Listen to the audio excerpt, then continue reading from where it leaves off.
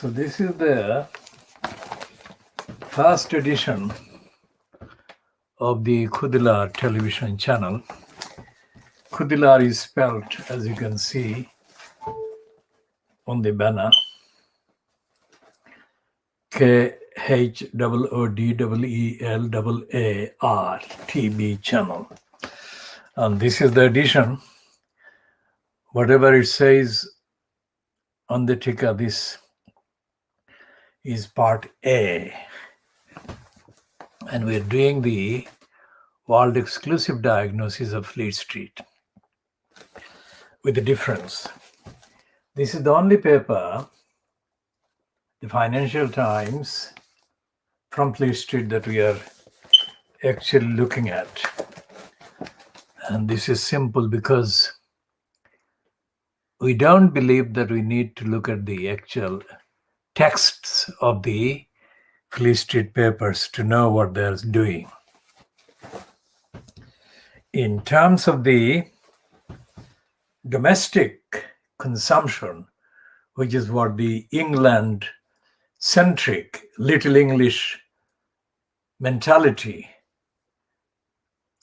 dominating the contents, the editorial, the style, the manner, the framework, everything.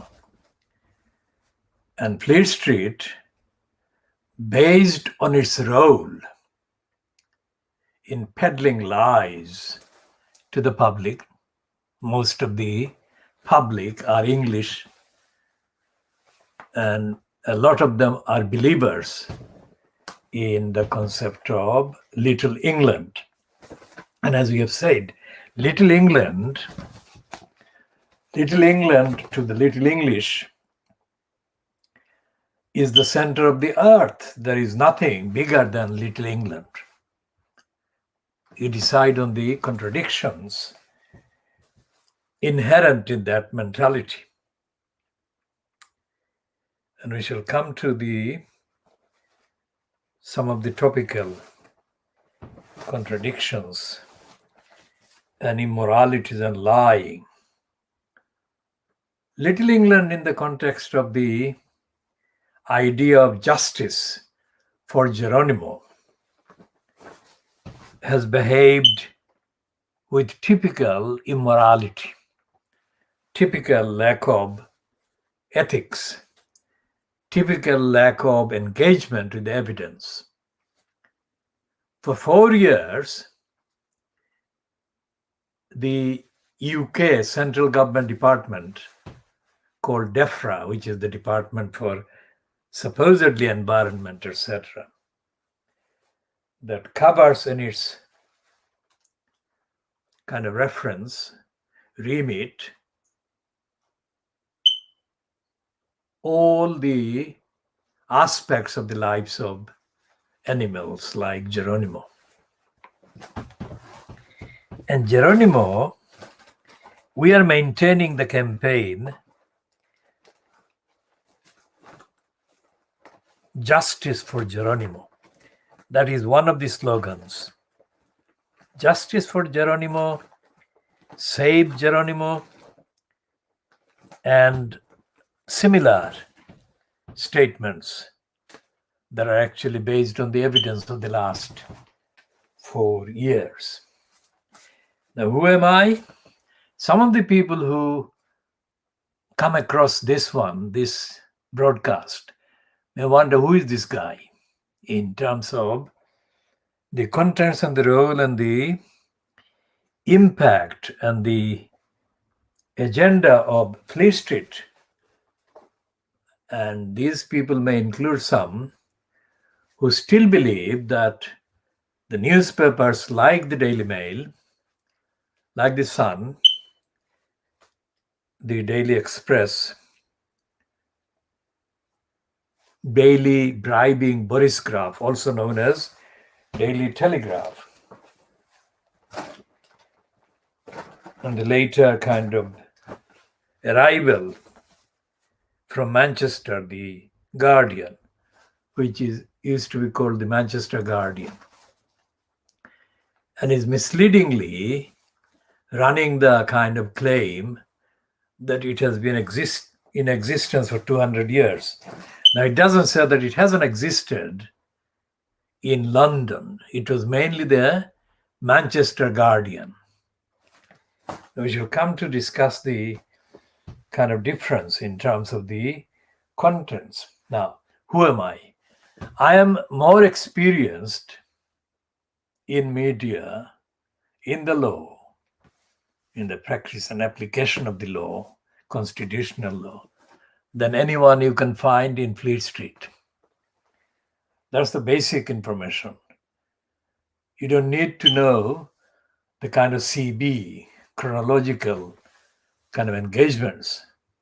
Suffice to say that there is no one who has spent more time, more intellect, if you like, intellectual engagement in finding out, looking for the contents of the what is called the Fleet Street newspapers and others. So when I say that I'm doing the world exclusive diagnosis of Fleet Street, I'm not kidding. I'm actually going by the contents, the evidence of the role of the titles over the last 200 years, 300 years, whatever. It's not 300 years yet, but it's over 200 years. The Fleet Street newspapers have been in existence and have been in circulation. Not all of them. The one that is actually the longest running is, of course, the Times. But the Times, which used to boast as being the newspaper of record or records, has long ceased to be the newspaper of record or records. Not because it doesn't record news, of course it does, but the morality, the ethics, the neutrality, and the strength of moral purpose, accountability for society by the executive, by the power holders. That rigor has long left the Times, if it ever had that rigor consistently.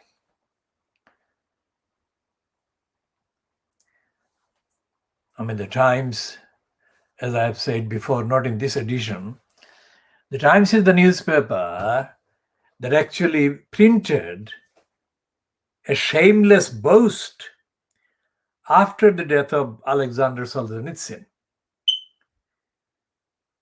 without any reason as to why the Times suppressed Solzhenitsyn's contribution while he was alive and was active against the authoritarian, fascistic environment that he was fighting against in the former USSR. Effectively, Solzhenitsyn was the leading, or one of the most effective, outspoken opponents and critics, diarists, journalists actually, about what Stalinism was doing to the people in the USSR. And Solzhenitsyn's contribution, communications to the Times were contemporaneous to the Stalinist regime still persisting in the USSR, which was the time that the West, meaning the UK, NATO, the USA, of course, were engaged in the Cold War, which was to kind of show up, expose, draw attention to what is going on in the Stalinist kind of regime, whatever the kind of name of the head of the regime was. And whatever kind of structural changes were brought about in the 1980s to the USSR actually resulted from the work of the likes of Solzhenitsyn, which work in the singular and the plural, if you like, was or were highly promoted and publicized by the Western propaganda operations that were engaged in the Cold War. So the Times is that stupid, that dishonest, and that corrupt, and that idiotic. It suppressed Solzhenitsyn's contribution. And to this day, after Solzhenitsyn passed away, I cannot find any evidence of why that could be justified. And yet, the Times remains, if you like, on the shelves and in circulation, partly because of the pornographic income that the scum and other outlets generate for dirty digger Rupert Murdoch. And Murdoch subsidizes the Times because most of the so-called contributors given platforms on the Times are, of course, peddling the theme of perpetuating ideologically the pack of denials and undemocratic, anti-democratic facade of free speech and free opinion. There is no justice in what the Times does. And Geronimo has not been given a just platform by the Times or the rest of history. Now, today, we are beginning a phase where we shall not be buying Fleet Street newspapers. And this one, Financial Times, there is a reason why we have bought it. Now, the reason why we shall not be buying Fleet Street newspapers to do the review or diagnosis of Fleet Street is because there is nothing there in the contents. And Geronimo defines the emptiness, the moral bankruptcy and ethical kind of corruption by, in, through, via the Fleet Street papers. Every time the Fleet Street titles have allegedly carried any news report about Geronimo, they have lied, they have repeated, and they have stated the lies against Geronimo issued by the DEFRA, the central government department in the UK, and also by other departments of the UK. The DEFRA is the one that has been the perpetrator of the lying, defamation, slander, and libel of Geronimo's mom, Helen MacDonald. And they have always mentioned her as an afterthought. After repeating the DEFRA lies against Geronimo, all the newspaper reports then add Helen's disagreement with the DEFRA lies as an afterthought, as a kind of footnote. Now, for 4 years, Helen has been the main kind of party that has challenged the serial lies of DEFRA about the state of Geronimo's health, the quality of Geronimo's health, the impact of Geronimo's health. Now, as far as I know there is no other case, that is to say, there is no other story similar to this, and I have not come across any similar story. Now, when I say I, meaning I am the consumer of newspaper titles, I am the only consumer on the face of the earth that I know of who has bought most print newspaper titles every day for decades. This is one way. Looking at the papers, the contents of the paper, the bias of the papers, and the omissions, what they leave out, and the corruption of the papers. One way of looking at what the people who hold the positions in power at the expense of what remains of society. Because remember, what we are looking at, these people have been in power since May 2010. So 2000 is 11 years plus few months. 11 years and 3 months. And one day, let's say, or just under 3 months, if we count the date in May 2010. So these people are believers in the gospel of evil. What do? They don't believe in society, because Margaret Thatcher, whom they worship effectively, and she was not something at all, anything to do with the deity, because people who knew about the impact of her policies were accused of being kind of immoral. When some of them danced in the streets and chanted, "The beach is dead," they said. We didn't. Our campaign never did any such thing. But that is a fact. So there were people in the demography, in the population in this country, who thought like that about Margaret Thatcher. And Thatcher said there is no such thing as society. And the utterances of these people who have been in posts since May 2010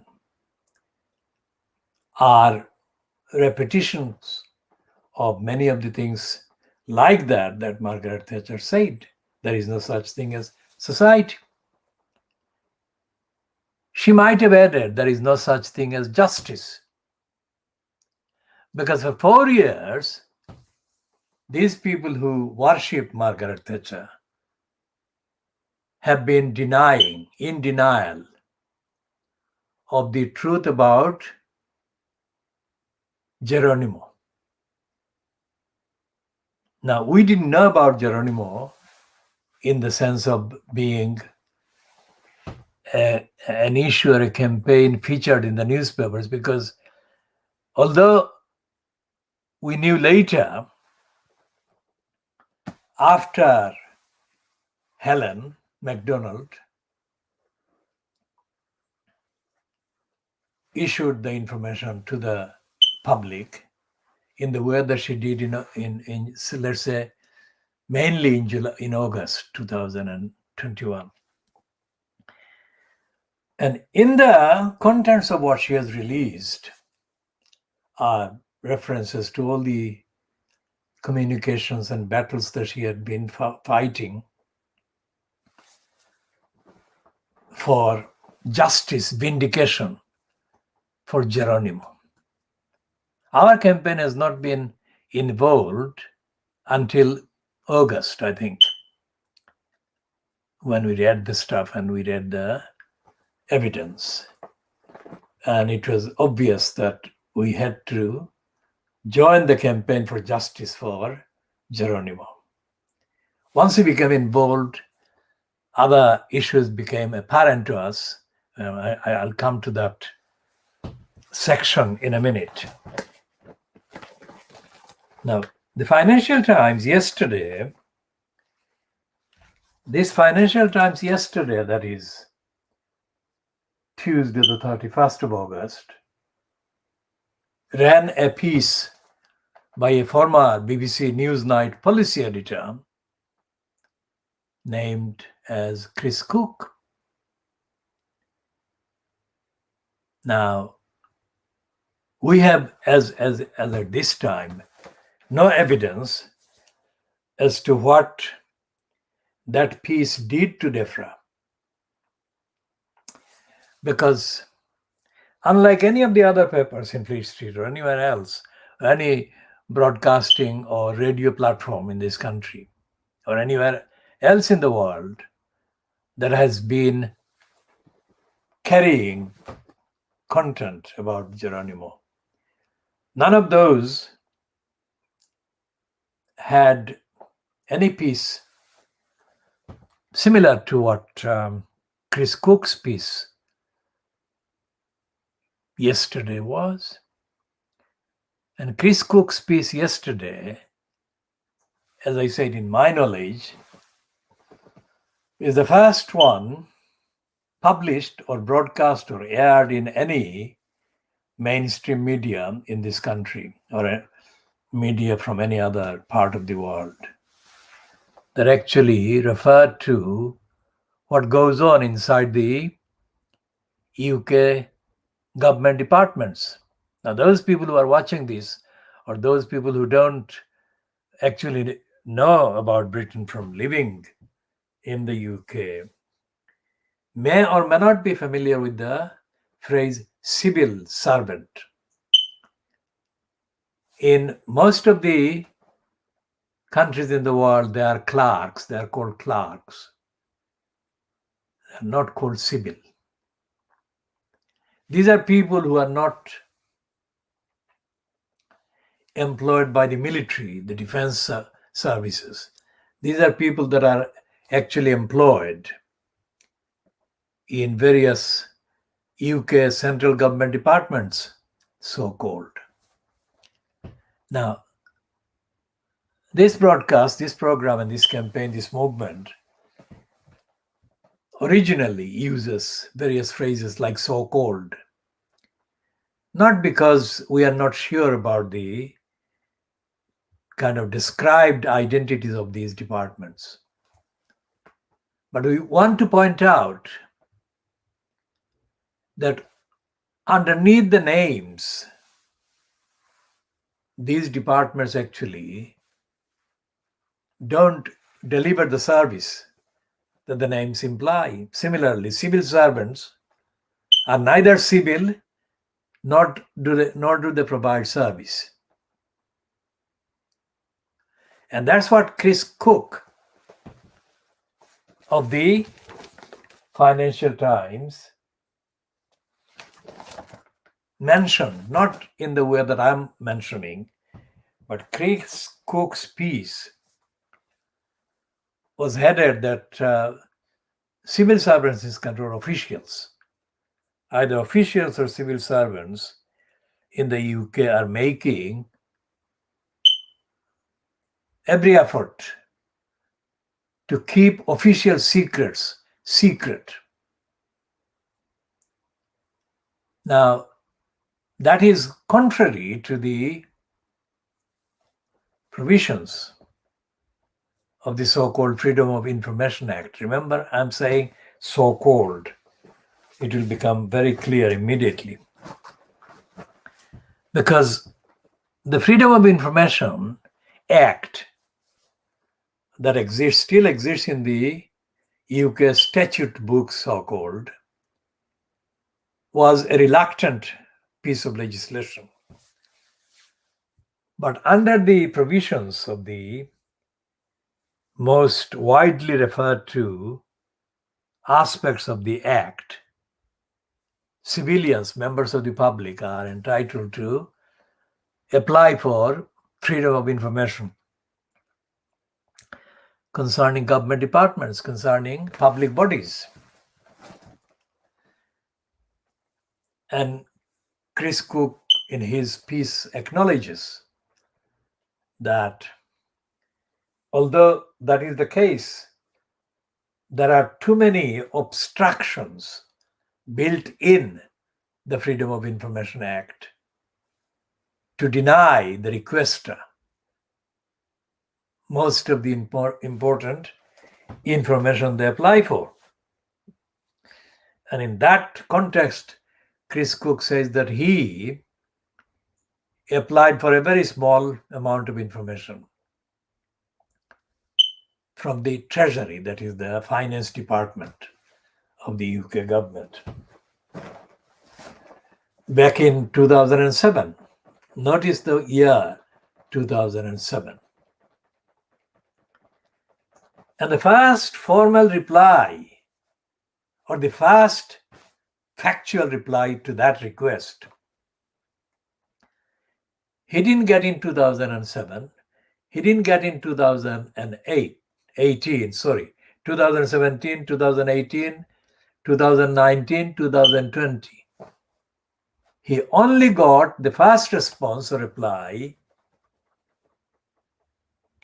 in May, I think, this year, 2021. So it's 18, 19, 20, 21, 4 years. Now the 4 years from 2017 to 2021 are parallel to the 4 years over which the DEFRA department has issued dozens and dozens and dozens of denials and lies against Geronimo. Of course, the two things are different because Chris Cook wasn't in any way, as far as his piece yesterday shows, looking for any information about DEFRA, any information what DEFRA was doing against Geronimo's rights and Helen MacDonald's applications. So Chris Cook later tweeted in his Twitter account that that piece yesterday was his first piece for the Financial Times, or printed in the Financial Times, since he returned to the Financial Times after a spell at the BBC Newsnight, and he returned as the senior reporter, or as a senior reporter at the Financial Times. So we don't know at this stage, because we are not in contact with anybody that has any direct communication with anyone on behalf of Geronimo. All we know is what is publicly kind of posted and accessible. So we don't know what contact or what contents of what contracts people campaigning for Geronimo have had about any aspect of the contents of the Financial Times. But it is very significant what the Financial Times says. We have already posted the image of the article by Chris Cook, and we have highlighted one or two aspects in a later kind of post yesterday. We didn't do any broadcast of this program yesterday. So what we are doing now is saying that we don't need to look at the Fleet Street papers because they have not told the truth about the government's behavior against Geronimo, and they have not told the truth about the government's conduct generally to the public. Now, in the full piece that Chris Cook has written about the officials, government officials, making it difficult for the public to get access under Freedom of Information Act. He or his piece is the first one that we have seen in any Fleet Street paper or any British paper that refers to various aspects of the government's departments or departmental behavior that are very significantly, ironically, coincidentally, however you want to put it, on the evidence,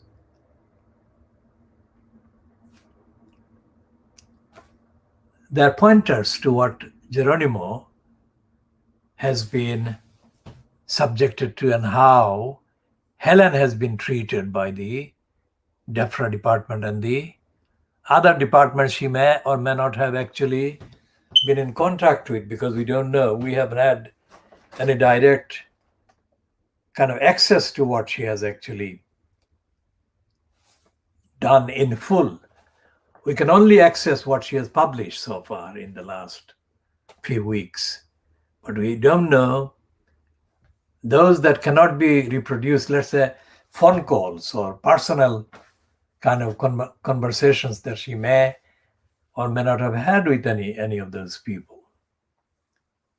And it is up to Helen to confirm, either by publicly or by direct message or communications to us, the extent and the actual reality of what she has encountered, come across. Not encountered in the sense that the phrase is used or the word is, concept is used in most of Indian cinema. In Indian cinema, encounter is that word or concept that is used to mean the Indian police shooting dead or murdering a person they had in custody or had confrontation with. Now, the things that Chris Cook talks about are the Secrets Act and the way the elaborate extent to which the civil servants, the clerks, go to hide information, make up information. And he refers to the Cabinet Office. Now, the Cabinet Office is probably the most widely referred to part of the formal description of the incumbent in the post of Prime Minister in the name of UK. And so therefore it is a department which contains the Cabinet Secretary, which is the, in terms of administration, the most powerful among the clerks. De facto kind of leader of the clerk service. There are thousands of, quote, civil servants. And Chris Cook says about the Cabinet Office controlling and influencing the release or the lack of release of information under the Freedom of Information Act.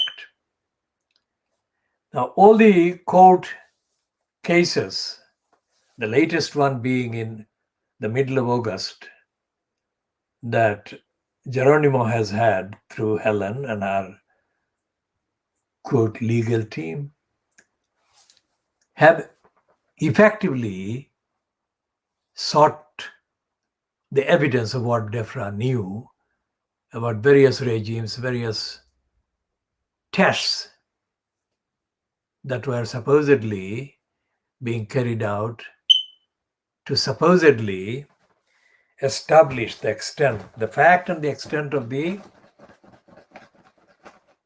illness that a particular animal carried or didn't carry. And what the Financial Times article by Chris Cook refers to is significant also because this is the only paper that has done that. And looking at today's papers, there is no follow-up. There is no follow-up to Chris Cook's piece, and there is no, I'll check again, there is no letter in the letters page from the UK central government clerks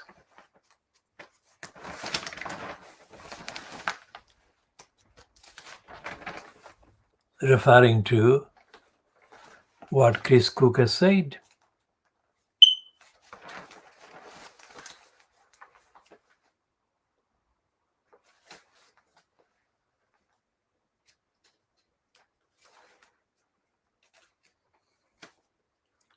Anyone watching this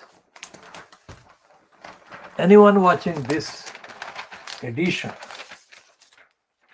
needs to know that this is being broadcast at our own expense. That is, we fund all of this, and the source of funding is based on our own raising the fund privately. We don't seek public funding. We have not done that ever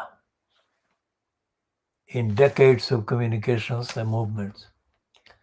All right, so there are these letters that I shall read the headlines of in order to make it very clear that the piece by Chris Cook has not been followed up by any letter from the central government department either.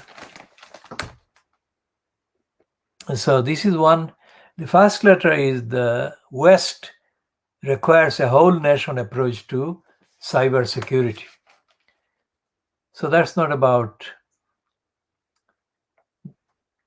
Defra or Geronimo.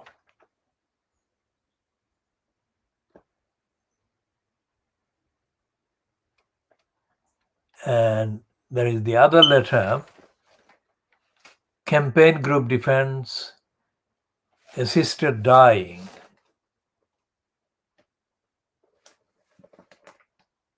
And then the other letter is World Leaders Urge to Boost Vaccine Availability. This is a letter from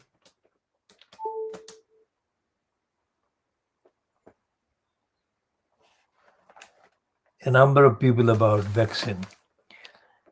An incoherent planning system is in need of reform.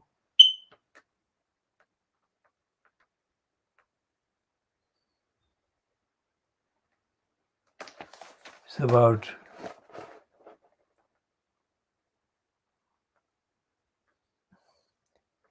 it's from a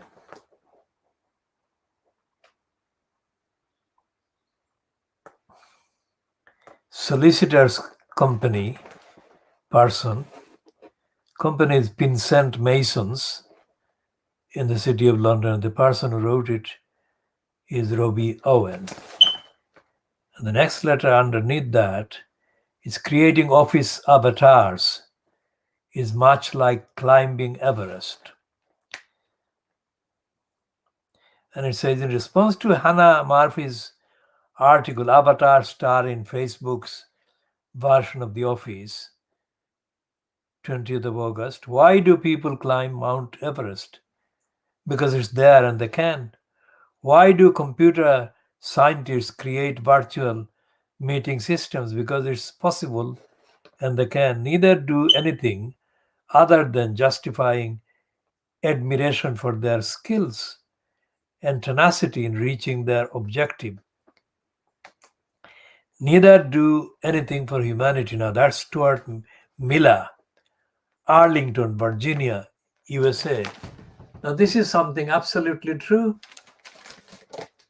In our view, Mount Everest or other Everests must never be mounted or interfered with. That they're destroying the climate, they're destroying the Earth's surface. So we agree with that one. There is another letter which is HS2 is hard sell even to the most naive pension fund. Now this is the nearest in the letters that anyone comes to the behavior of the UK bureaucracy, central government bureaucracy, because HS2 is to date the biggest waste of public resource. That's our view, but let's see what this one is saying.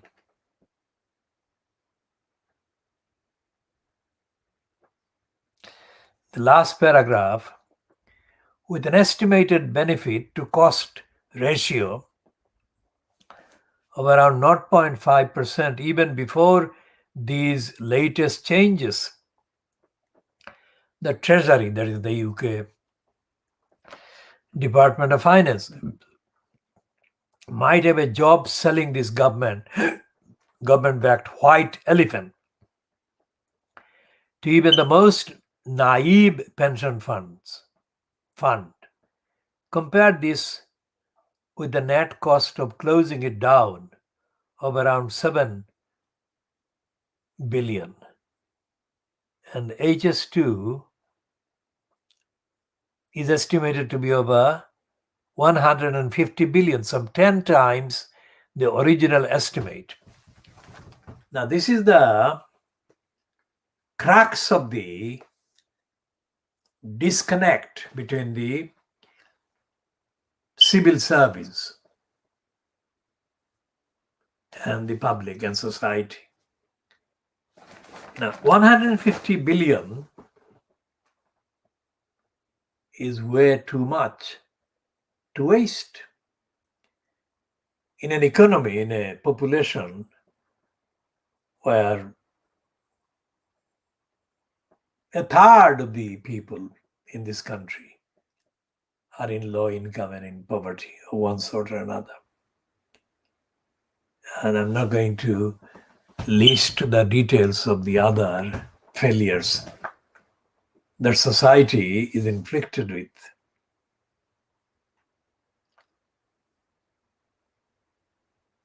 And this is common sense. White elephant is something that is waste, symbol of waste, public waste. So the behavior of the treasury clerks, if you like, who persist in funding HS2 wastes is not accountable or held to account or accountability. And the Chris Cook piece in the Financial Times on Tuesday, the 31st of August, 2021, is a light-hearted piece, despite the fact that the issue and the subject and the problems that he refers to or he highlights are very grave indeed. Because without accountability, there is no justice. And without honesty, there is no justice. And Geronimo has been denied accountability and justice and the truth, as has his mom, Helen. In the course of our coverage, we have coverage that is in support of the campaign, various statements that we have made. We have referred to the judgment published again in 2017. Remember, it's the year 2017 that Geronimo arrived in the UK from his country of birth, New Zealand. And it's the 2017 to 2021, these 4 years we are talking about. Both Chris Cook's piece covers the same 4 years, and the judgment officially published by the UK Supreme Court on the 17th of January 2017 was the case called Belhaj and another against Straw and another. Now, Belhaj is the Libyan opposition activist opposing Gaddafi at the time,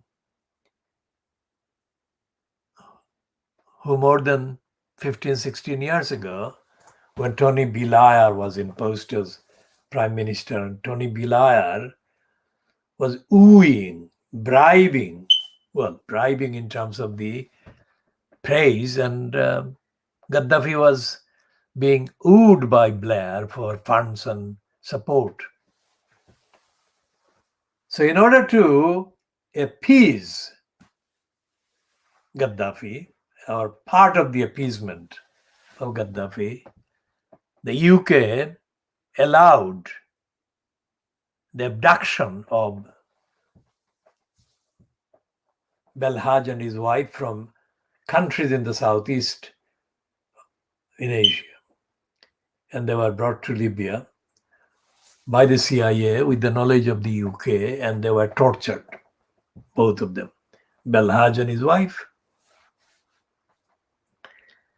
So that's the case we have been referring to, because the ruling contains a reference to the Magna Carta, 1225, in which justice is in effect recognized.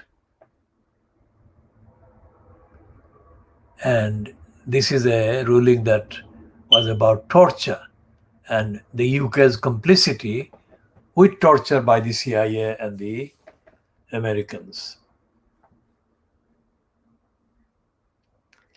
And during the various interviews that Helen MacDonald has given to Fleet Street, she has included the term torture. She said that she felt, in the last 4 years, she felt that she had been tortured. Elsewhere, she said that she feels that she has been punished. Both of those are against the pledge, the undertaking given 800 years ago in the Magna Carta to the citizen. So Helen's feeling that she was tortured is very real. Her feeling that she had been punished are real,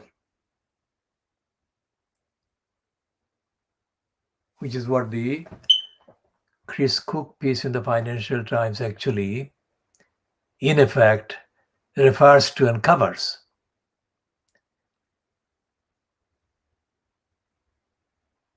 Because if her request, turned down by the quote High Court judges, if her request was granted for access to material evidence, information that DEFRA had about the relevant aspects of their behavior, about detecting, about checking animals about health, she would not have spent 4 years. And in a post yesterday, 31st of August 2021, Helen says that that's the first time she had got a reply. Just like Chris Cook said that he applied for information in 2017 and he got the first reply in May this year. Now, in his book about the rise of fascism in Britain, the book that is a recent release, Paul Mason, who for a time worked on the BBC television, and his Twitter handle is called Paul Mason News. So anyone who wants to check can check by contacting him through the Twitter.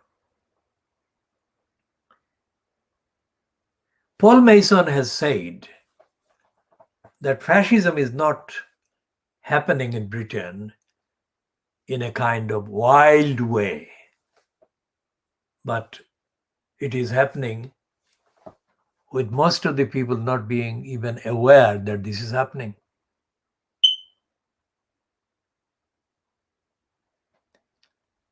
So what the DEFRA treatment of Helen MacDonald shows is that it has been in breach of the Magna Carta, in breach of the Freedom of Information Act, and breach of most of the statutes, that is, acts of parliament that the UK passed. And yet, Fleet Street never mentioned any of that. Never once mentioned any of those illegalities, those breaches. I mean, one of the most extraordinary breaches of UK law is the repeated perpetuation of libel, defamation of Helen MacDonald. Because in effect, they have called her a liar. She has been the one that has been asking for the truth. Yet she has been repeatedly called a liar. And this is in breach of the 2013 Defamation Act. In one particular, that Defamation Act 2013 says that a person is guilty of defamation if the person defamed, like Helen MacDonald, has been caused actual material damages and loss or potential loss. And if anything, Helen MacDonald has been the victim of an attack, a series of attacks, defamatory attacks that have directly caused her losses.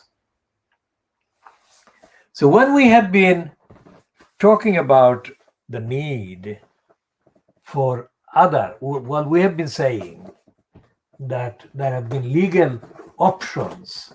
We've been saying in public, not necessarily in any kind of direct messages to Helen, but we have been posting with the spirit of sharing the information, the expertise, the wisdom, the insight with all other genuine supporters of Geronimo. Justice for Geronimo, so that they know what we have been making publicly available in terms of the options.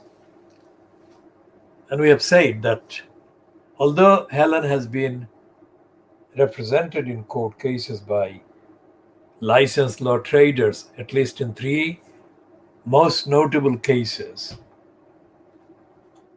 the evidence shows that those are only 3 cases. There have been opportunities or options and scope in terms of evidence to mount many legal claims, court-based claims. Now here is an insight into how, quote, the law can be used as a directly productive political tool. There are 2 definitions of the law. One is the phrase written law. Who made that phrase famous? It's a woman called Fawn Hall.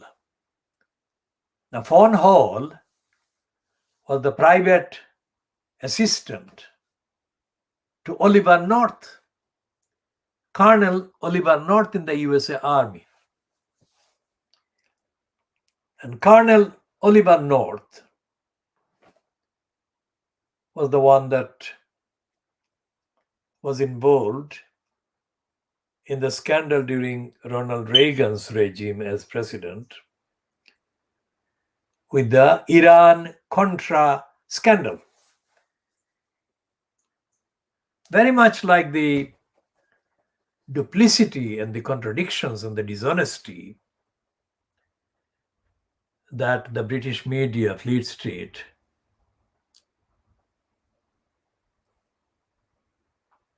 dishonestly peddles the UK government's, quote, alleged stance on the Taliban, or the UK government's alleged stance on many so-called Islamic terrorists.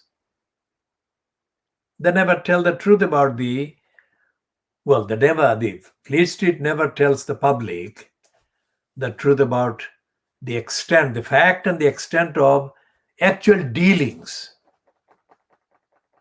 between the UK government and these supposed enemies that publicly get portrayed as the enemies of the people of Britain.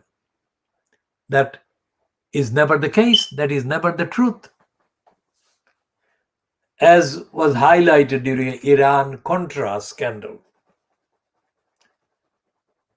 Iran-Contra scandal involved the USA government having dealings with the hated Iranian regime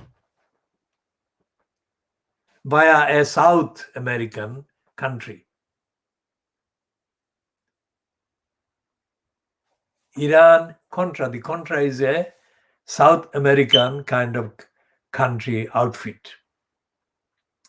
And Oliver North, Colonel Oliver North, was the Ronald Reagan regime's intermediary or go-between Iran and the country in Latin America. So Fawn Hall, his PA, was brought before the US Congress to give testimony. And one of the things that she was involved in doing was shredding of vital documents in the Oliver North operation.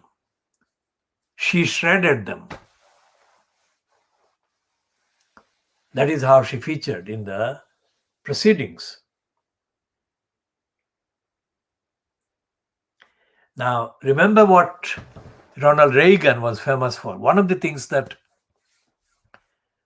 Ronald Reagan was very famous for was describing Iran and North Korea as the Looney Tunes. That is, in his public condemnation, Iran was out of bounds. Iran was completely out of the, if you like, realms of civilization, as was North Korea at the time when Reagan was saying the Looney Tunes.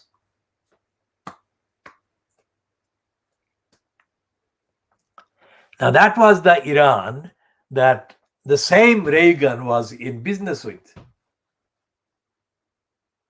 in private. So this week's news, or the last week's news, carried by Fleet Street and the BBC and others in the UK, about Afghanistan include increasing indications, increasing, ascending, going up, mounting, increasing references to the Taliban as almost the good guys. Almost the good guys.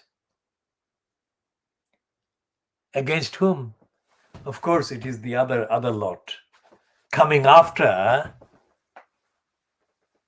Afghanistan, which is the, according to the contents in the British media, or contents propagated through the British media, Fleet Street,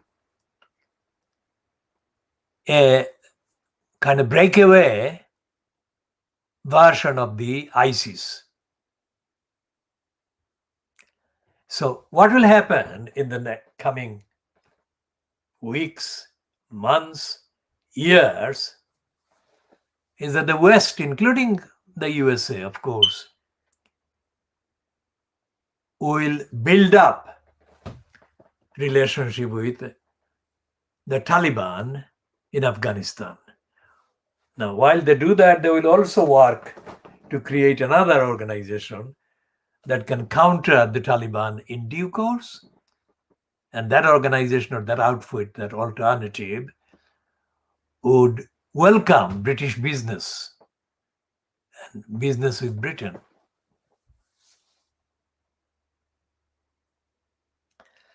What all of this is showing is that there is no justice in any of this. Because the people who have been featuring in the Fleet Street newspapers or Fleet Street media and the BBC and the Sky News, etc., in the last, let's say, 2 weeks, as being evacuated or rescued out of Afghanistan are not native Afghans in the main. The native Afghans in numbers have been very small, and they have only been rescued or included in the rescue by the USA and by the UK, two of the main occupants, because it would completely upset USA state and UK state interests if those particular Afghans were left behind. But in the main, the overwhelming majority of the people rescued out of Afghanistan have been non-Afghan US people, UK people.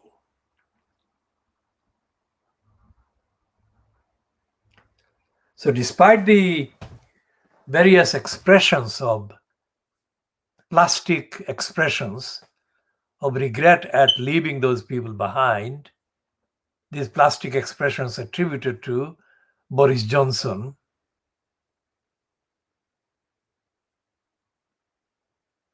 the main people rescued from out of Afghanistan have been the British natives or British nationals.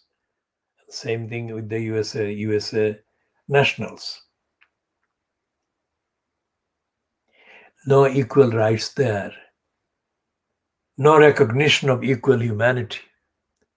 No recognition of the human rights of the people who are being left exposed to be massacred by the Taliban, which is what the line explaining the rescue of the British nationals and the American nationals has been. Despite the fact that later the Talibans were being used by the fleeing British and American kind of personnel and forces. The Talibans were being used to stall and stop the ISIS or whatever. And the row between an ex-British Marine called Pen Farthing and the British Defence Ministry, fronted by Ben Wallace, over the obstruction that Ben Wallace created against the rescue of the dogs and cats that were at the shelter or shelters created and run by or ran under the direction of Ben Farthing in a place called Nawzat in Afghanistan. That row actually shows the injustice to the animals.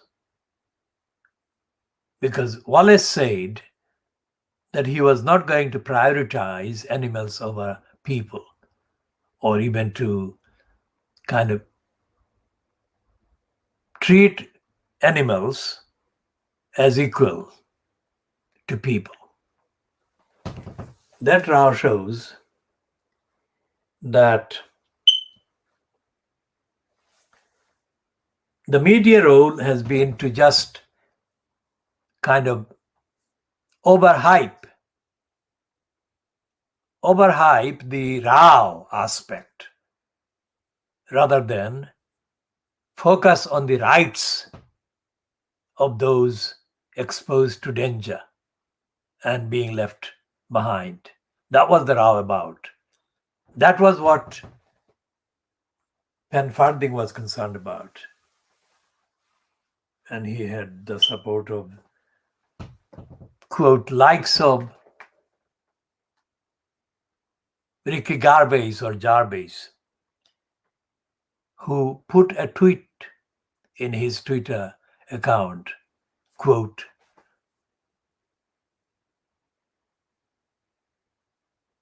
"Dear stupid," see, in a 4-letter word, 5-letter word in the plural. And he was supporting Penfarthing. And he was saying, J.K. Jarvis, that the animals rescued don't even get to travel in comfort as human beings do, because they are put in the most uncomfortable parts of the aircraft, which they have to put up with. Now that's the evidence. And the papers, the media, did not give the truthful coverage about animal rights and welfare. And they didn't give truthful account of the carers of the animals, just as they've never really given the truthful account of Helen, Geronimo's mom. So what the piece by Chris Cook does is leave out most of the defects in the rest of the state, and Chris Cook has not himself acknowledged the constitutional law context in the international kind of sphere or domain that the UK is situated in. Now, regardless of what political party or color is in place, and there has been only one for the last 11 years continuously, essentially it has been the conservatives of the right-wing kind of variety. Because of that, there has been Brexit. Because contrary to his kind of dishonest pretensions, Cameron too wanted to pander to the Little Englanders, isolationists, who didn't want international framework of law. Our concern about Brexit was not about the majority of what Nigel Farage and others were campaigning for. Our concern was about the absolutely unavoidable loss to ordinary people in Britain, who would lose the option to seek redress, to genuinely seek redress, to excessively seek redress against their local council, their local regional authority like the Greater London Assembly or their central government departments collectively in the context of the general doctrine of separation of powers called the executive. The executive is the government, not the parliament, but the government. And the local council in each locality is run by or controlled by the local council clerks, clerical people, not by the elected councillors. Shall come to that in due course. Now, what Fawn Hall did was never, she never was really held to account. And what Chris Cook is saying in his piece is that no matter what the clerks, the civil servants, breach the requirements of the domestic UK law, the Freedom of Information Act, they get away. They're not held to account. And Chris Cook names one individual, one, quote, civil servant, quote, sir something, who was actually mentioned in relation to the statement by one judge. In a rare case, Chris Cook didn't distinguish the rarity and the ordinariness of cases, because most of the behavior of the UK central government departments are allowed to remain without scrutiny, proper, legal, rigorous scrutiny by an independent court action. So this guy was mentioned. And Chris Cook also mentioned that even if they break the laws, break the rules, and in effect behave dishonestly, there is nothing. There is no outrage. He uses the word there is no outrage. Now, Chris Cook is a very laid-back individual. I have, strictly for evidence, I have had to observe his very rare appearances on camera in some of the broadcast items on Newsnight. He's very laid back and he's not somebody that can be in any way described as a campaigner, let's say. Okay, so today's Financial Times, on the same page underneath the letters column, is another notebook item. Notebook was the title that Chris Cook's piece appeared under. And this notebook is by somebody called Sebastian Payne. And Sebastian Payne's piece, notebook, is headed, Britain needs to find a better role for its former prime ministers. That's the Sebastian Payne piece.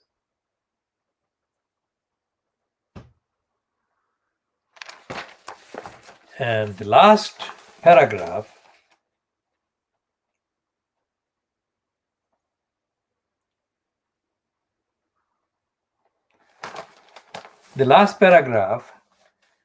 is completely typical peddling. Sebastian Payne writes, it's easy to imagine how much richer the debate over Brexit would have been if Blair, Brown, and Cameron had been present on the green benches. The dilemmas facing the country now, coronavirus, regional inequalities, and climate change, are no less serious, and British politics is sorely missing leaders with wisdom and expertise. Our ex-prime ministers have both.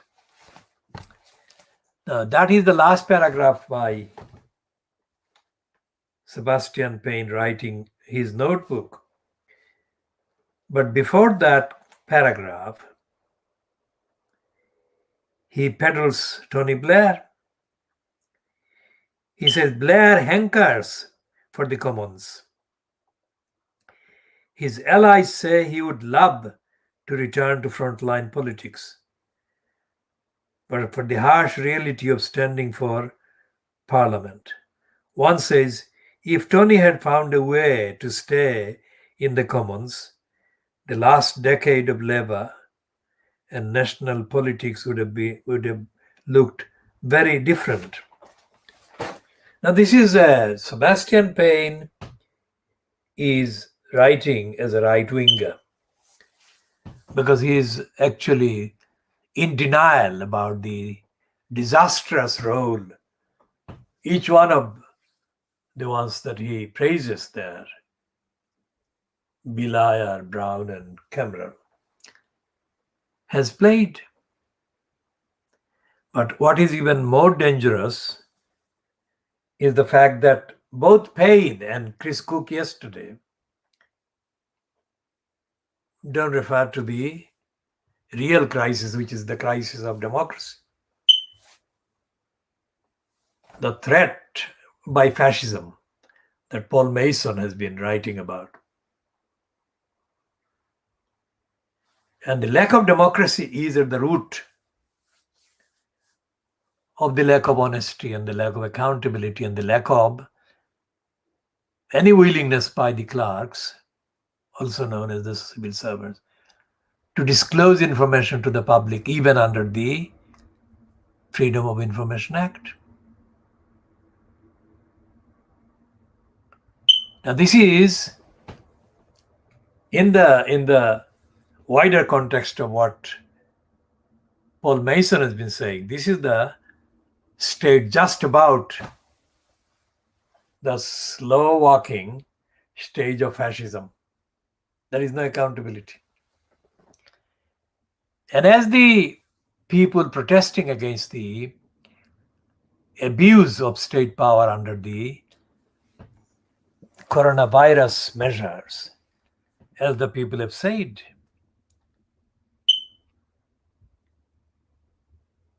this is fascistic. Not the actual content of any relevant preventative medicine, like the vaccines or whatever, but the way that people are being penalized, whereas the likes of ministers, governments, Prime Minister Boris Johnson, etc., are allowed exemption, which the ordinary people are not allowed. So, although Chris Cook writes a heading, the heading says,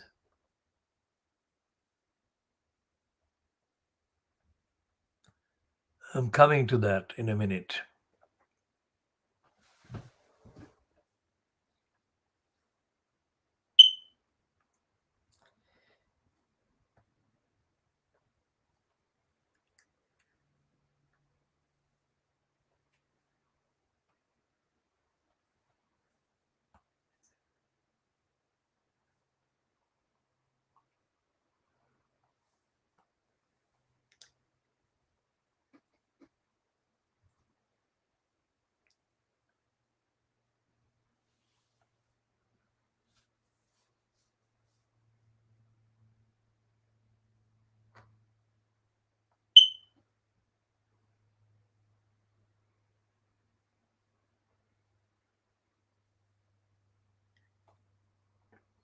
Let's see what Chris Cook's heading was yesterday.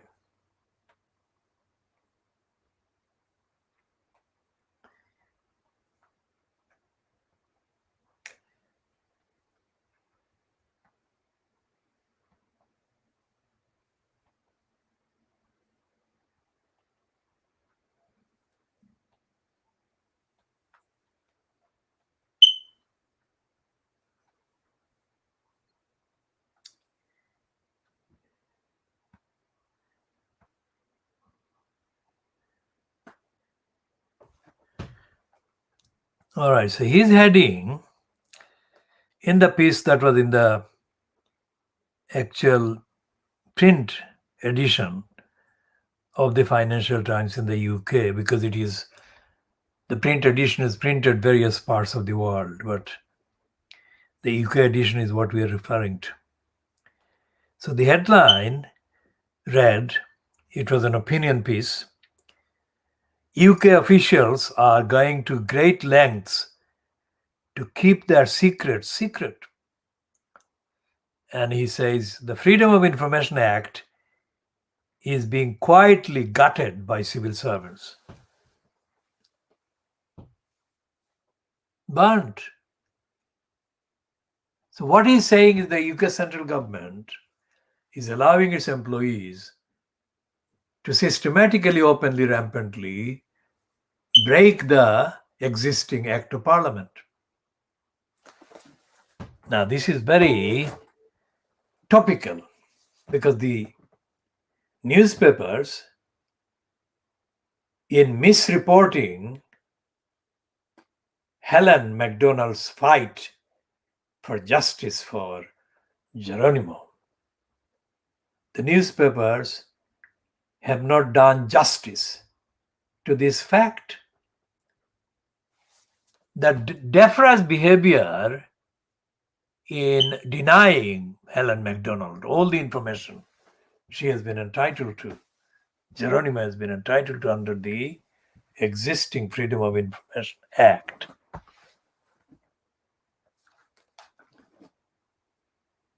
That is the government breaking the law. And the Fleet Street papers haven't come anywhere near that. And I'm here not even examining Dominic Lai's son and his attacks on Geronimo and the Ian Pissoff, who fronts the private lie. Because Pissoff's private lie repeated the DEFRA lies against Geronimo and against Helen MacDonald and lied about the state of health of Geronimo. It is not a joke. Yet Private Lie wrote this as a joke. Geronimo has been embattled against the lies, obstructions, denials, falsehood, untruths by DEFRA for 4 years. Geronimo is healthy, alive, and absolutely innocent. That is at stake, and that is what Paul Mason, when he says that fascism is arriving in a form people don't realize, that is the kind of case he's referring to. But the Financial Times piece does acknowledge only part of it. It doesn't go into enough detail, enough depth. And the fact that the second day's notebook is by Sebastian Payne, who is making a propaganda claim for ex-prime ministers, is not a straightforward promotion of ex-prime ministers. It's actually an indirect criticism, a condemnation of Boris Johnson and Theresa May.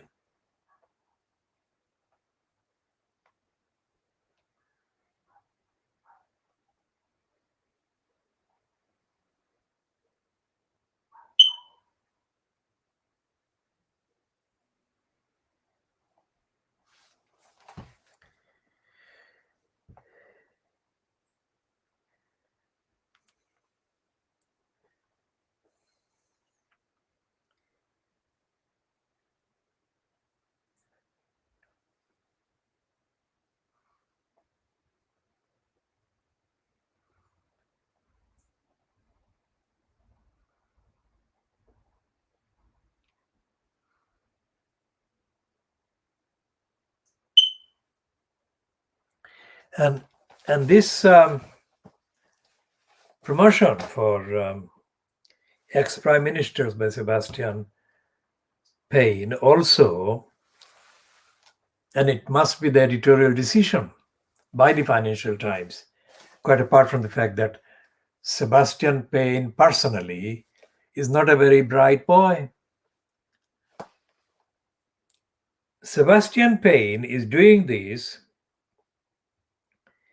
by staying far away from the anti-democratic, fascistic, lack of accountability and lack of justice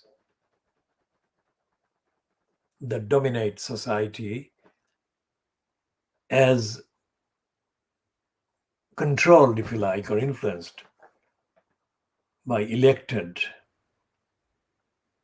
post holders, with the army, literally the army of unelected people who not only have no respect for civil liberties, but are defiantly in denial of civil society.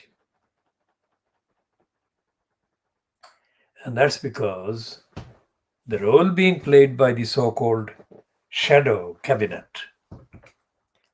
is crucial here, which is something that Sebastian Payne doesn't discuss. He couldn't discuss it, because if he discussed that, the role of the shadow cabinet or the shadow prime minister, let's say, then he would not be able to peddle Tony Blair or Gordon Brown or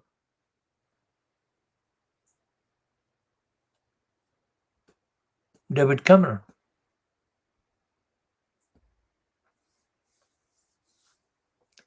And what is happening with the absence of references to the positive, that is to say, what they are doing? Not positive in the sense of the tests for tuberculosis, positive in the sense of what is going on, as opposed to normative, that is what should go on, etc. So what is going on in the name of government, as, quote, fronted and led by Boris Johnson, is continuation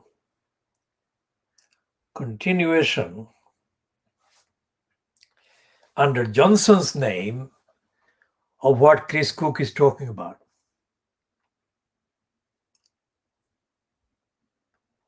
That the Freedom of Information Act is being gutted, and that's only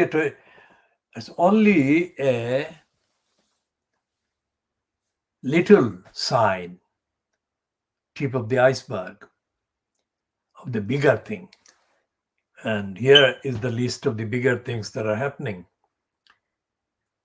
When Keir Starmer,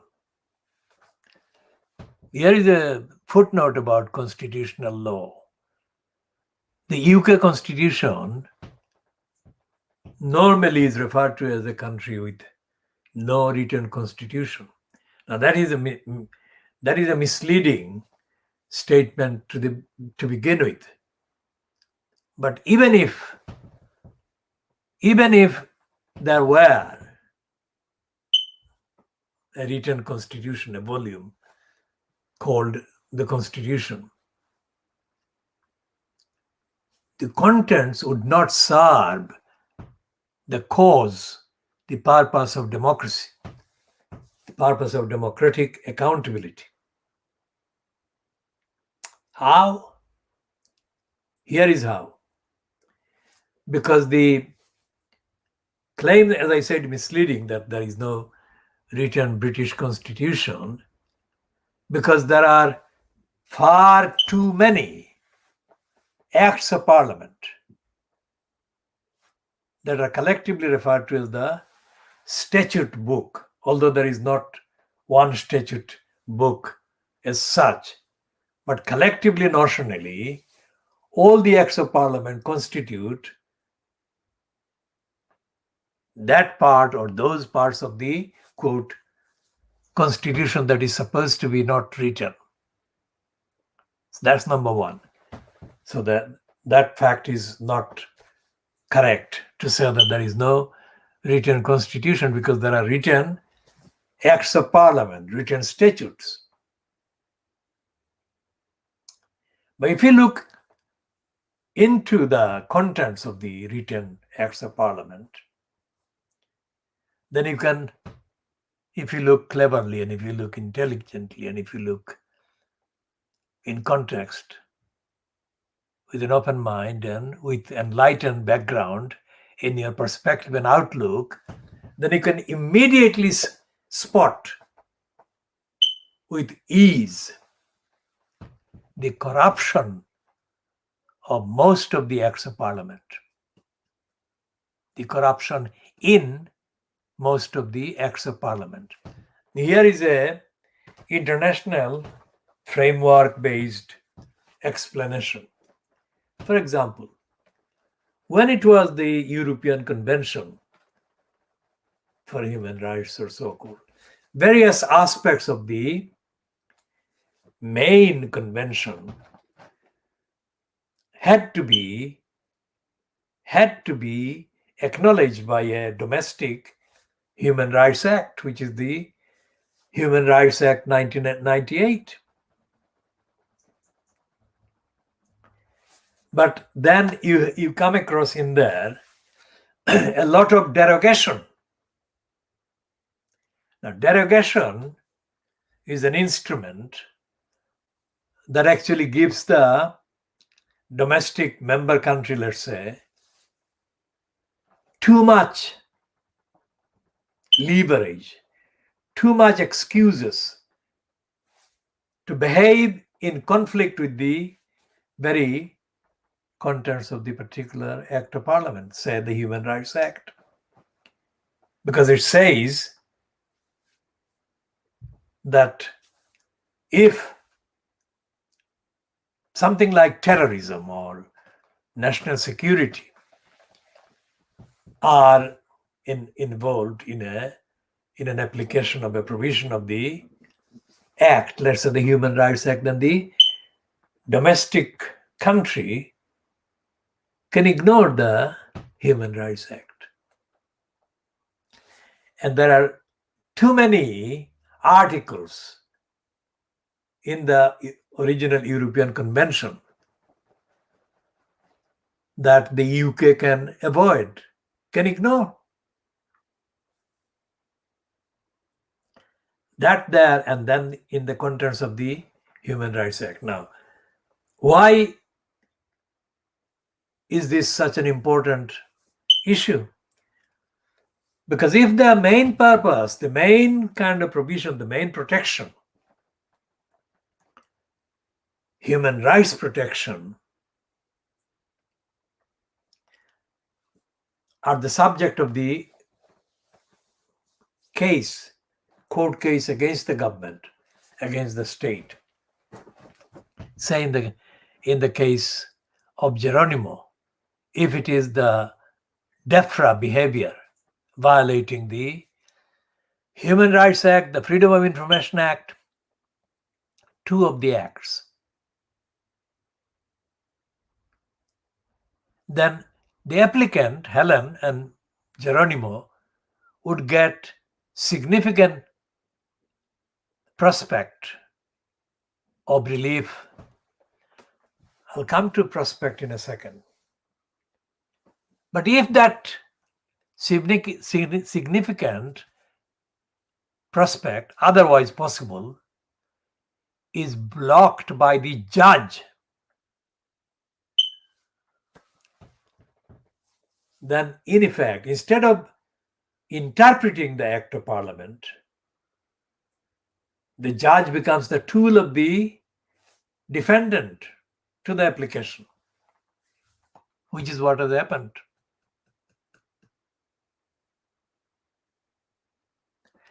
And this is the aspect, the judicial the role of the judiciary as an agency of the state rather than as a separate part of the state, separation of powers, independence of the judiciary. If the judiciary then becomes part of the executive, then there is no redress against the executive. So it's not the fault of the existence of the law, even its limited kind of safety. It is the fault of the judiciary. Fault of the judiciary in that the judiciary member or members are being converted by the executive. So the head of the Ministry of Justice is the political head of the judiciary.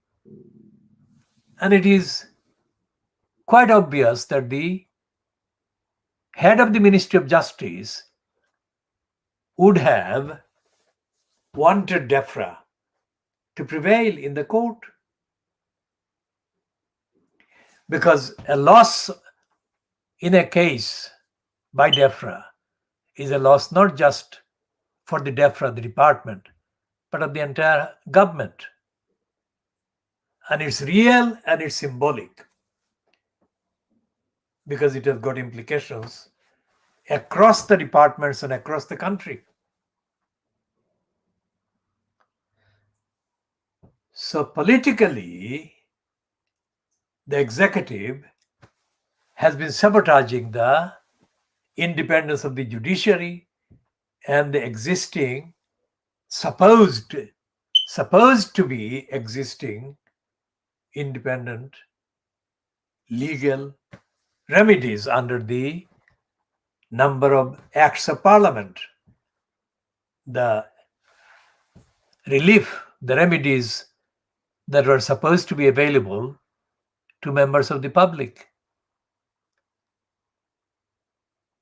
in the context of a particular decision or behavior by the particular department of the executive.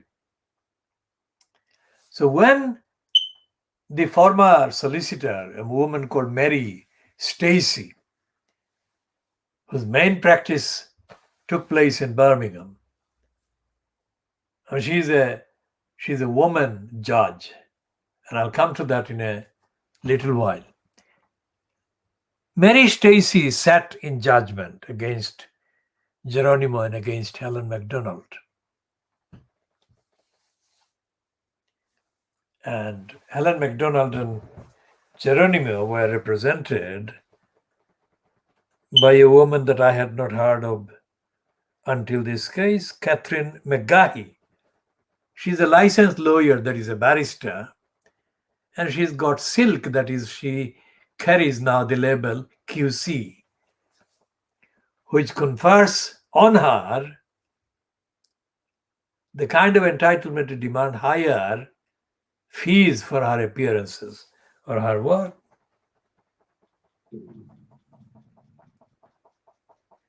Now, I have not yet come across the actual contents of the particular case in full, so I'll not comment on that part, but I have seen the ruling issued by the one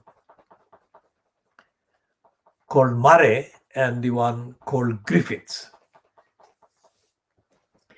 Now, Griffiths is the one about whom third parties have said publicly that Griffiths is the judge who is almost openly an agent of the government. And Griffiths is the one that supports mass murders of animals. And the third party says that this is too bad that Griffiths was the judge against Geronimo and Helen in that particular case. So when Catherine McGahey represented Helen and Geronimo before Stacy. Stacy, according to news reports that I have seen, not the actual ruling, but the news reports that I have seen do contain some of the words attributed to Stacy herself. So when Stacy kind of made verbal comments in court or comments in the course of her role for DEFRA and against Helen MacDonald and Geronimo, Stacy, used offensive words and phrases. Stacy didn't give, going by the news reports that I've seen so far, as I keep saying, Stacy didn't recognize either the acts of parliament, the two acts of parliament that most relevant in the context. She didn't recognize the Human Rights Act, and she didn't recognize the Freedom of Information Act.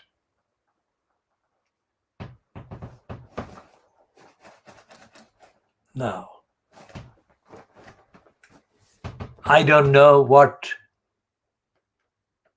Catherine McGahey said about those two acts, if she said anything. As I said, I haven't yet at this time read the actual quote ruling. I don't call it judgment because it wasn't a judgment. It wasn't impartial. It was not neutral. And it was not compliant with the legal obligations that the court was under. And I'll come to those after I deal with the prospect. Now, there is no explanation in the news references that I've seen so far as to what Stacy was meaning by her use of the word prospect against Helen MacDonald. What I have meant by prospect is that the two acts of parliament, the Human Rights Act and the Freedom of Information Act, the domestic acts of parliament in the UK, have enough provisions to allow Helen MacDonald to go ahead and lawfully demand all the information that she is seeking in defense of and in protection of Geronimo from the government as fronted by DEFRA. Now that is the bit that I haven't seen the kind of references to. Did Catherine McGahey, QC, refer to those two acts of parliament, or didn't she? If she did, then the utterance by Stacy that there was no prospect of success by the applicant, Helen MacDonald and Geronimo, was of course completely wrong, false, untruthful, because she was ignoring two valid acts of parliament being referred to by Helen MacDonald in her representation, by her representative. So, when Sebastian Payne writes another notebook the day after Chris Cook wrote his in the Financial Times, Sebastian Payne and Chris Cook actually complement in terms of the content, complement one another, because they are talking about The both of them are talking about the state dysfunctioning, because the motive, the context of Sebastian Payne's article that former prime ministers should be given a role is because of the crisis.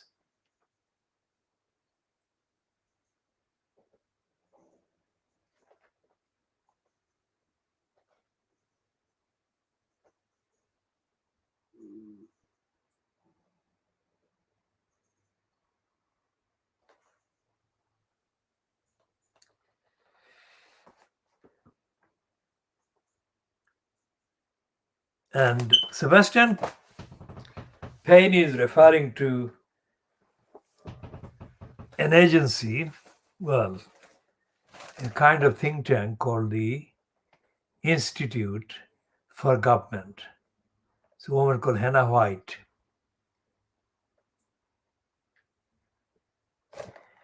And both Sebastian Payne and Hannah White are avoiding democracy, avoiding democratic accountability, transparency, truthfulness, honesty, and compliance with the law. That is the law like the laws that Helen MacDonald has been entitled to but has been denied the benefit of by Mary Stacey. So the two pieces, one that Chris Cook wrote for the Financial Times yesterday, Tuesday the 31st of August 2021, and the piece that Sebastian Payne has written for today, Wednesday, Financial Times, there, referring to government, referring to the work of Parliament. And Sebastian Payne is making a case, or trying to make a case, with the help of this woman, Hannah White, in the group called Institute of Government or Institute for Government, that former prime minister should be able to be encouraged to or being recruited to play these roles as experienced people. But there is no reference to what their role or position would be or had been while they were prime ministers in supporting violation of the law, the written law, in the words of Fawn Hall, or the unwritten law, that is common law, and the law of due process and rule of law.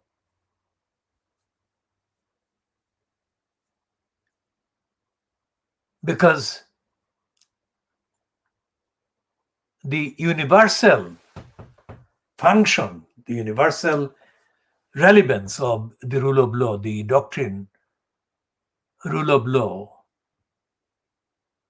is about the very purpose of the existence of a legal system, of the existence of the judiciary in a country.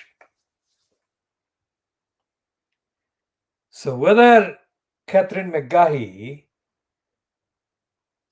went to any detail about the breaches, defiance of, violation of the requirements of the rule of law and due process, as was perpetrated by Mary Stacey, is not clear yet, because I have not seen the full kind of transcript of the actual proceedings.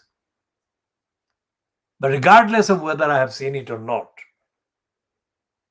the fact that Stacey ruled against everything that Helen MacDonald applied for is more than enough proof of where she went wrong. She was completely wrong, legally wrong?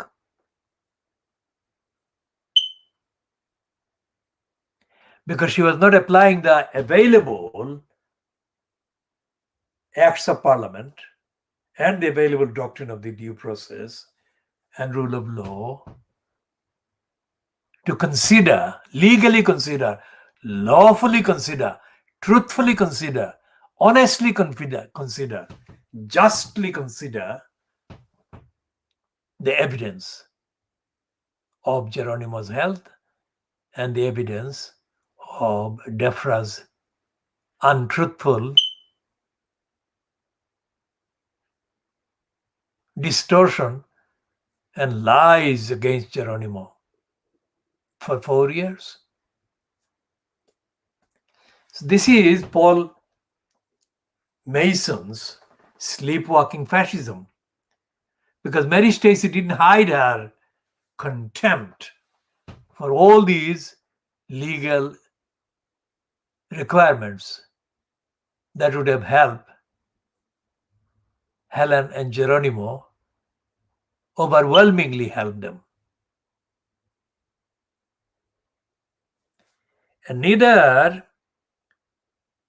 Sebastian Payne, who has kind of as an exhibition consulted the thing called Institute of Government, nor Chris Cook answered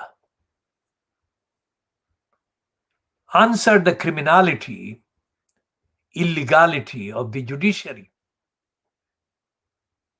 So it's more than just Chris Cook's reference to what officials are doing in hiding diary entries about government ministers. It's about what they're doing to the legal rights of the individual. Chris Cook does mention court, but he mentions court and the role of the so-called civil servants in courts as actors who fake the evidence and kind of, when he didn't use the phrase, but what they do is they mesmerize. Government department employees, clerks, mesmerize most judges. And mesmerized, the judges then fail to even stay awake, to behave sensibly, with sense, which is what has been going on for the last 3 cases, in the cases that have been kind of defied and defeated and frustrated by Murray, Griffiths, and Stacey. These have been charades. These have not been legally, lawfully pursued and considered by the judges. They have been treated as occasions for the judiciary to abuse as part of the agenda, which has been consistently or persistently to rubber stamp what the government department, DEFRA, has itself been doing against the law. So when Mary Stacey said that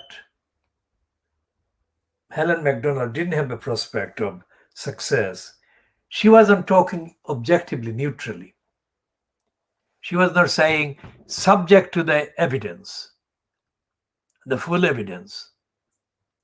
She was saying, as we, the judges, have been behaving as deniers of any lawful legal rights on the part of the applicant, there is no prospect of us changing. That's what she was meaning. That's what she was meaning. So Geronimo, Justice for Geronimo, is our platform. It may be Helen's platform as well, but we fully kind of subscribe to the idea that Geronimo deserves full justice inside the UK and internationally. And what we are saying is that all the judicial options available to Geronimo and available to Helen MacDonald have yet to be, remember the word I'm using, tested, because they have not been tested yet. And when truthfully, honestly tested, neutrally tested, all these tests are bound to give a very, very clear result, exposing DEFRA and exposing the judges concerned as having violated the law and the legal obligations.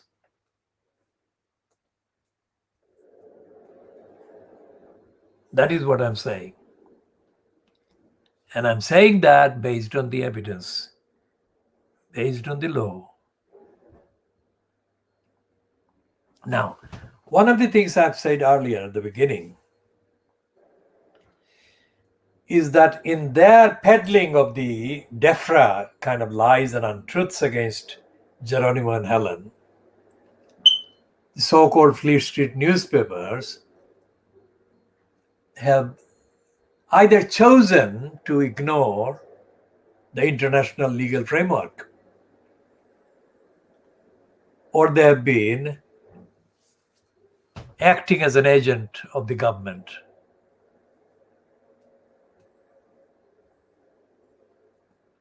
And have furiously promoted the pack of lies that have been telling untruths against the whole personality and health of Geronimo and the case and the claim based on the best health of Geronimo, the case claim as represented on behalf of Helen MacDonald. Now, Helen MacDonald is not an ordinary individual in the context of Geronimo. She just happens to be a trained veterinary nurse. I mean, I don't know the details of her knowledge, but I do know that she has knowledge that I don't have about the care and the health of animals, care for and health of animals, welfare of animals.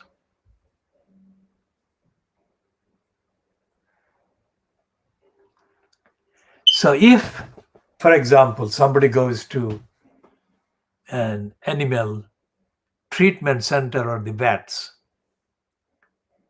and they come across one vet, that is veterinary surgeon, and one nurse, veterinary nurse, what would they do? The person who takes their pet animal for treatment or checkup, they would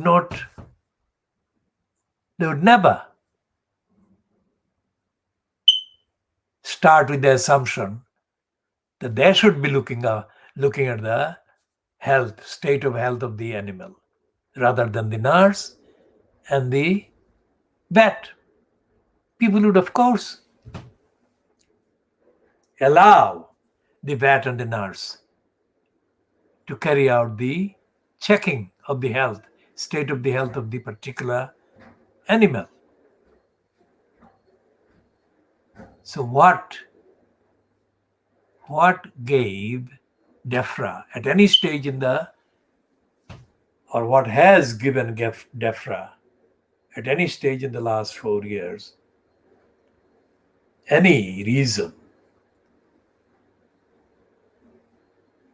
to persistently say that an experienced, trained vet nurse like Helen doesn't know what she's talking about when she's saying that Geronimo is perfectly healthy, absolutely amazingly healthy,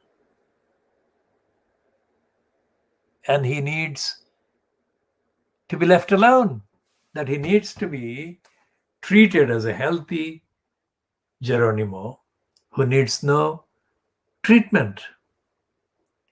Why has DEFRA denied Helen, the veterinary nurse, this legitimate and absolutely perfect right? As he said about the Magna Carta of 1225 and Helen's statements in the media saying that she has been treated as if she was being punished for something. And then earlier she said that she was feeling tortured, going through the absolutely endless lies by DEFRA.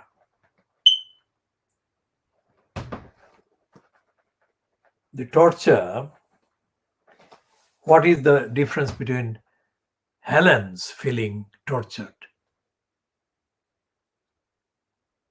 and the tortures in terms of the international kind of references to regimes that do torture or have done torture? The detainees in Guantanamo Bay, or the two detainees, husband and wife, Belhaj and his wife. What's the difference in the feelings that Helen has been having, and the feelings that the detainees in a place like Guantanamo Bay, or the two detainees, husband and wife, that were betrayed by Jack Straw, the UK state, while Belhaj and his wife were being tortured in front of the British spies in Libya and on the planes on the way from the two Southeast Asian countries. Although they were married, the husband and wife were picked up by the CIA from two Southeast Asian countries.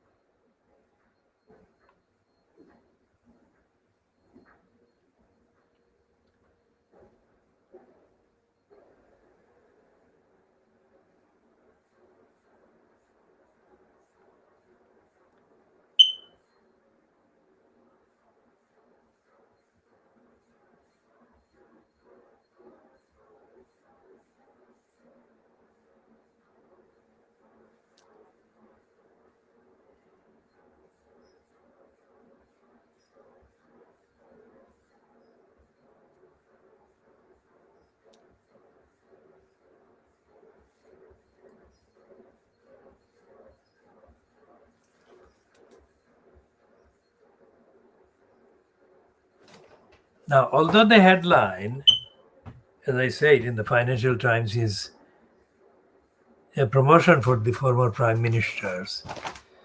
This piece, byline to Sebastian Payne, is in fact a confession that Boris Johnson-fronted government is not functioning. So Sebastian Payne is praising the interventions made by Theresa May as having resonated, that is to say, that it had an impact on the other MPs. That's Sebastian Payne. But let's go back to what I was saying at the beginning of this particular edition. There is no opposition. There is a shadow of the current government. Now, whether Blair, Blair, Gordon Brown, John Major, or Tony Blair, whether they are brought back to playing roles as former prime ministers, that remains to be seen. But currently, what is certain is that the person who is supposed to be holding the government, the executive, politically to account is the person who is the leader of the opposition, supposed to be. He's supposed to be leader of the opposition, but actually he is called the shadow prime minister, in effect. And his cabinet, shadow cabinet, not the opposition cabinet.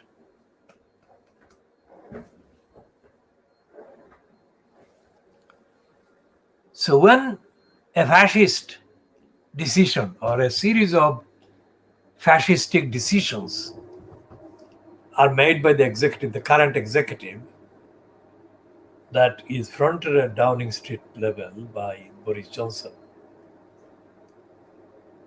when fascistic decisions are made violating the rights of the innocent members of society, of the electorate, of the population,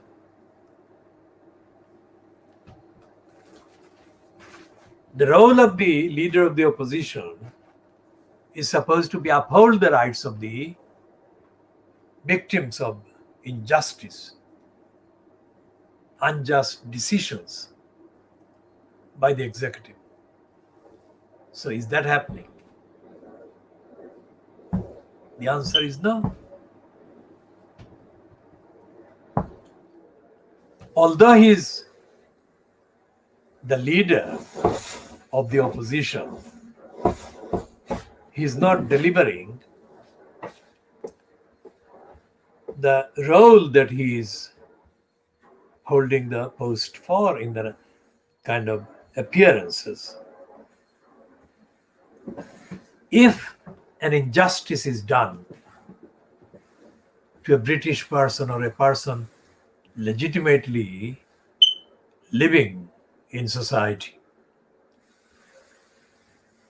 and the leader of the opposition is in a position to give an opinion, what do they do? What should they do objectively, fairly, reasonably, accountably, and without bias?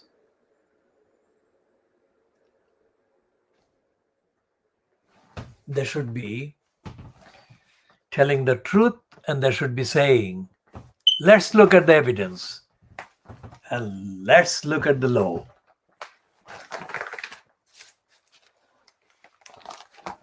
So we shall be